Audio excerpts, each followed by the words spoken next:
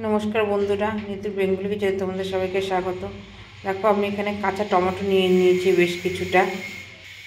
आजके आमी काँचा टमेटो रान्ना करब, किभाबे रान्ना करब सेटा तोमादेरके देखाबो।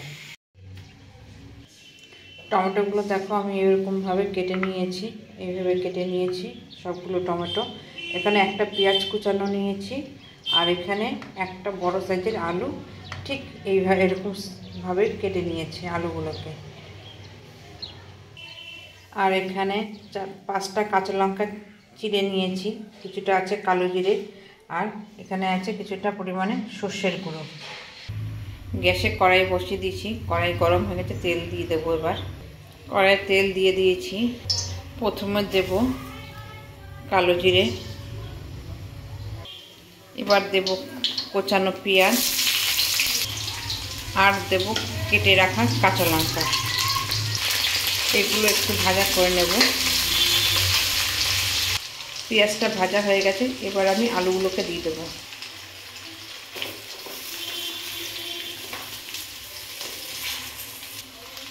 এখন আমি 1/2 চামচ লবণ দিয়ে দিচ্ছি। লবণটা দিয়ে একটুখানি নাড়াচাড়া করব, আলুটা তাড়াতাড়ি মজে যাবে। আলুটা কিছুক্ষণ ভাজা ভাজা হয়ে গেছে, এবার কেটে রাখা টমেটোগুলোকে এর মধ্যে দিয়ে দিচ্ছি। এবার দেব ছোট 1 চামচের মতন হলুদ গুঁড়ো।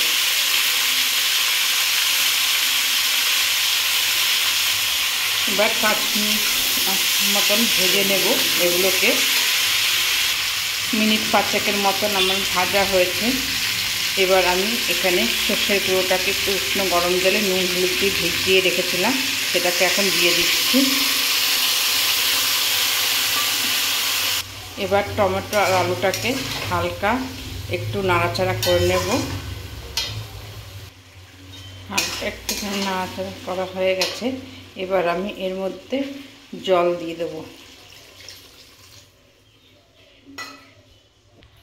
জল দেওয়া হয়ে গেছে, এটা এবার সেদ্ধ হবে।